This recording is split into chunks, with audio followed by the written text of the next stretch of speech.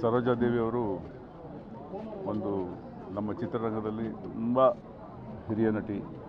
ಹಾಗೆ ಎಲ್ಲ ಭಾಷೆಗಳ ಚಿತ್ರಗಳಲ್ಲಿ ಭಾಗವಹಿಸಿ ಒಬ್ಬ ಮಹಾನ್ ನಟಿ ಅನ್ನಿಸ್ಕೊಂಡಂಥ ಒಂದು ನಟಿ. ಹಾಗೆ ಒಂದು ಮಹಾನ್ ನಟಿ ಅನ್ನೋದು ಒಂದು ಸಾಧನೆ ಆದರೆ ಎಷ್ಟು ಒಳ್ಳೆ ಹೆಂಗಸು, ಎಷ್ಟು ಒಳ್ಳೆ ಮನಸ್ಸು.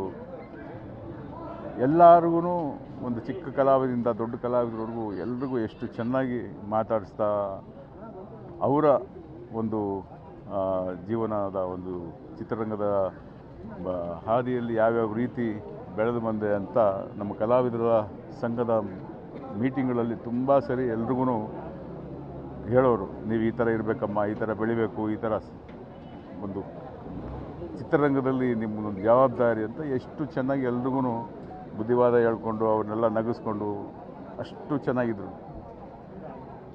ನನಗೊಂದು ತುಂಬ ಆಸೆ ಇತ್ತು, ಅಮ್ಮ ಒಂದು ಪಿಕ್ಚರ್ ಮಾಡಬೇಕು ನಿಮ್ಮ ಜೊತೆಯಲ್ಲಿ ಅಂತ. ಒಂದು ಅವಕಾಶ ಸಿಕ್ತು ನನಗೆ ನಟ ಸಾರ್ವಭೌಮ ಚಿತ್ರದಲ್ಲಿ ಪುನೀತ್ ರಾಜ್ಕುಮಾರ್. ಎಷ್ಟು ಬಂದು ನನ್ನ ಕತೆ, ಅಮ್ಮ ನೀವು ಅದೊಂದು ಪಾತ್ರ ಮಾಡಿಕೊಡಿ ಅಮ್ಮ, ನನಗೊಂದು ಆಸೆ, ನನ್ನ ಚಿತ್ರದಲ್ಲಿ ನೀವು ಒಂದು ಪಾತ್ರ ಮಾಡಬೇಕು ಅಂತ ಕೇಳಿದಾಗ, ನಾನು ಈ ವಯಸ್ಸಲ್ಲಿ ಬೇಕಾ ನನಗೆ ಪಾತ್ರ ಮಾಡಬೇಕಾ ಅಂತ ಕೇಳ್ತಾಯಿದ್ರು. ಅಮ್ಮ ನೀವು ಪಾತ್ರ ಮಾಡಬೇಕು, ಈ ಪಾತ್ರ ಅಂತೂ ನೀವು ಮಾಡಿದ್ರೆ ನನಗೆ ತುಂಬ ಸಂತೋಷ ಆಗುತ್ತೆ, ನೀವು ಕತೆ ಕೇಳಿ, ನಿಮ್ಮ ಪಾತ್ರ ಕೇಳಿ, ನೀವು ಮಾಡಿದ್ರೆ ಚೆನ್ನಾಗಿರುತ್ತಮ್ಮ.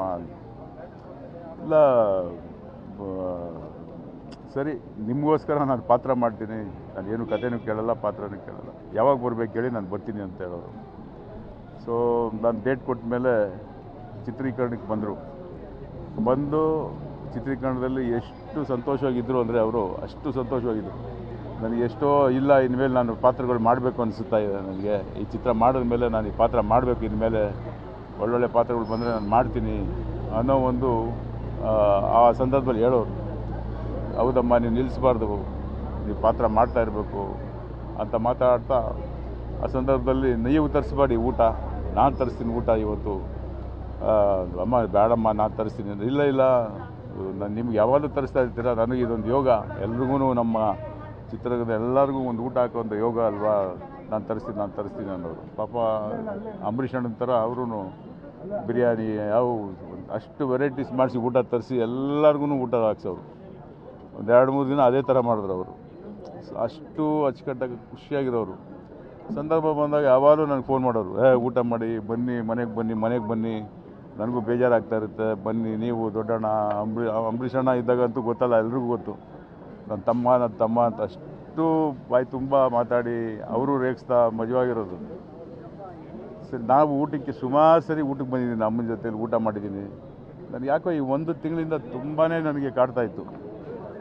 ಫೋನ್ ಮಾಡಿದಾಗ ಎಲ್ಲ ಒಂದು ಸರಿ ಮಾತಾಡಿದ್ರು, ಮಹಿಷಾರೆಲ್ಲ ನಾನು ಫೋನ್ ಮಾತಾಡ್ತೀನಿ ಅಂದರು. ಆಮೇಲೆ ಸುಮಾರು ಸರಿ ಟ್ರೈ ಮಾಡಿ ಸಿಗಲಿಲ್ಲ.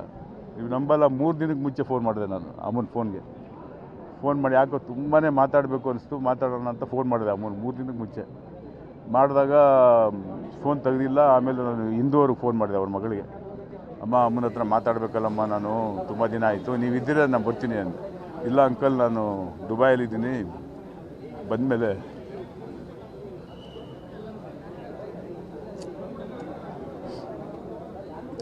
ಅಂದರೆ ಇವತ್ತು ಬೆಳಿಗ್ಗೆ ಸೋಮವಾರ ಬರ್ತಾಯಿದ್ದೀನಿ, ನೀವು ಸೋಮವಾರ ಬನ್ನಿ ಅಂಕಲ್, ನಾನು ಫೋನ್ ಮಾಡ್ತೀನಿ ಅಂತ ಹೇಳಿದ್ರು. ಆಯ್ತಮ್ಮ ಆಯಿತು ಅಂತ ಹೇಳಿದೆ. ನಾನು ಇವತ್ತು ಬೆಳಿಗ್ಗೆ ಫೋನ್ ಬಂತು ನನಗೆ ನಮ್ಮ ಇಂದೋರ ಯಜಮಾನರಿಂದ, ಸಮರ್ಥದಿಂದ ಫೋನ್ ಬಂದ ತಕ್ಷಣ ನಾನು ಖುಷಿಯಾಗಿ, ಅಮ್ಮ ಬರೋಕ್ಕೆ ಕೇಳಿರ್ಬೇಕು,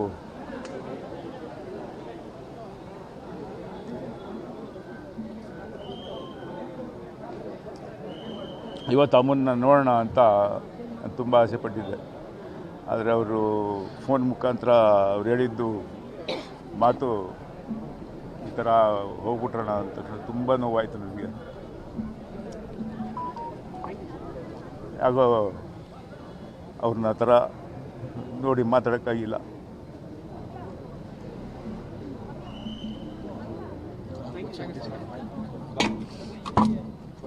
ಅಮ್ಮನ ಆತ್ಮಿಗೆ ಶಾಂತಿ ಸಿಗಲಿ ಅಂತ ಈ ಸಂದರ್ಭ ನಾನು ಕೋರ್ಕೊತೀನಿ.